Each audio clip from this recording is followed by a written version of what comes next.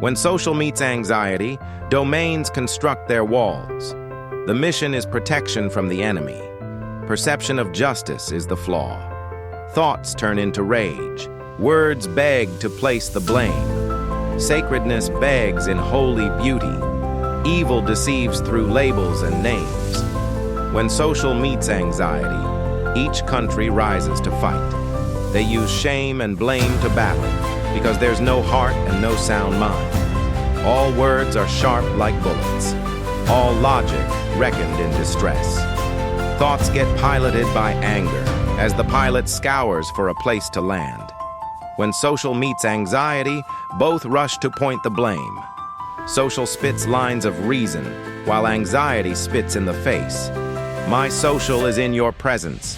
My domain is in my soul. Yet time reveals once again, social anxiety can haunt any home. And if your home is your home and my home is mine, a desire for protection makes sense, which can only come from the divine. When social meets anxiety, don't call me a name, for peace can only be found where the flame of reason is to blame.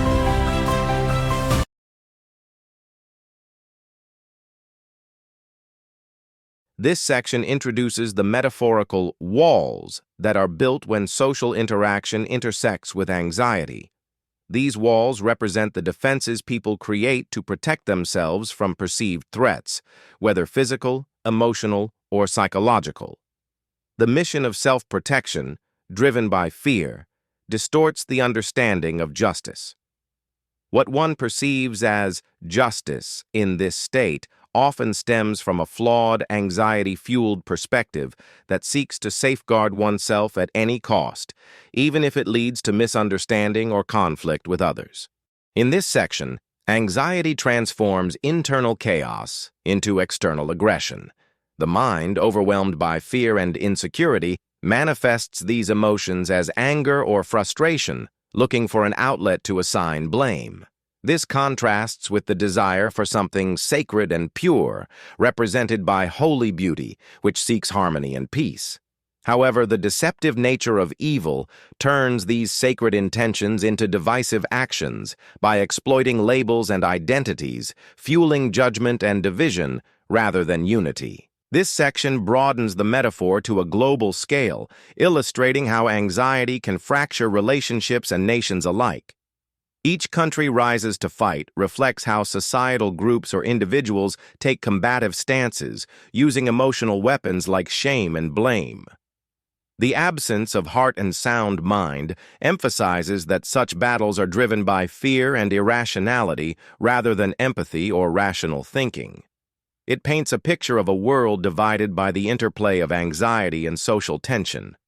This section delves into the destructive power of words and emotions when filtered through anxiety. Words become sharp like bullets, signifying how communication becomes harmful rather than healing.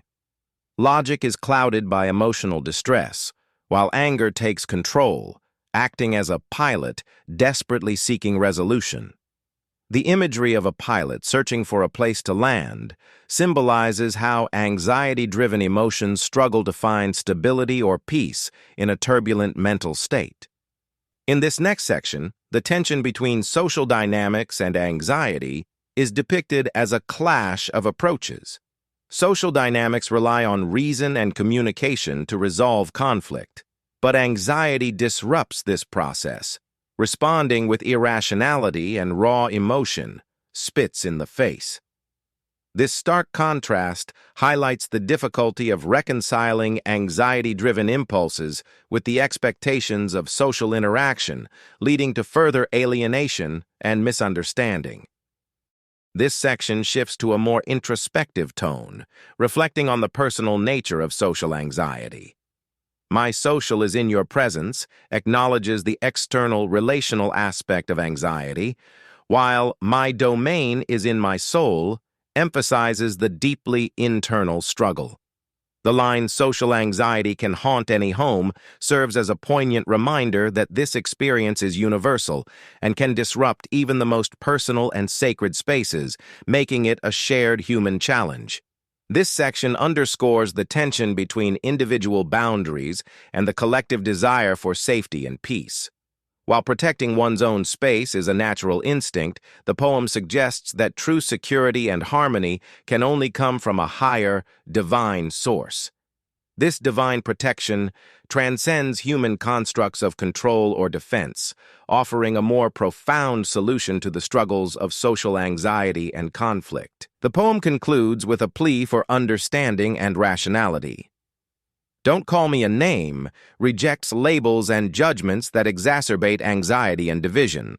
The flame of reason represents the calm, rational approach needed to resolve conflict and find peace. The final line implies that only by embracing reason and rejecting impulsive reactions can humanity achieve the harmony it seeks.